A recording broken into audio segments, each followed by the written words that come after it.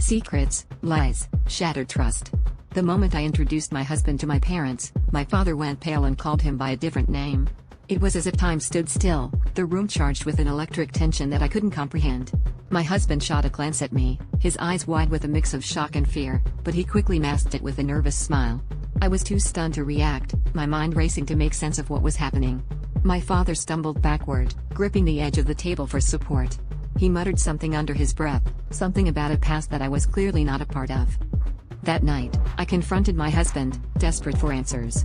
He hesitated at first, but finally admitted to a secret life he had lived before we met.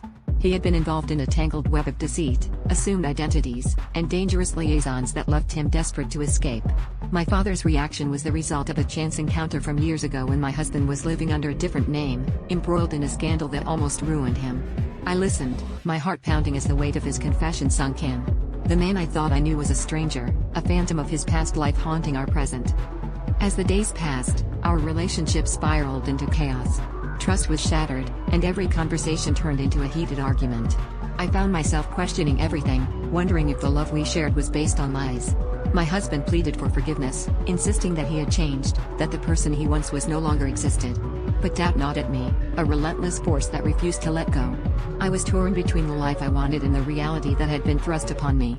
My father's disapproval only added to the turmoil, a constant reminder of the mess we were in. The twist came when I discovered that my father had his own secrets, ones that intertwined with my husband's past in ways I never imagined. They had been partners in a risky business venture that went awry, and my father had been keeping it hidden to protect his reputation. The realization hit me like a tidal wave, a revelation that forced me to confront my own internal conflict. I had to choose between clinging to the fragments of my shattered marriage or stepping away from the tangled web of lies that both my husband and father had spun.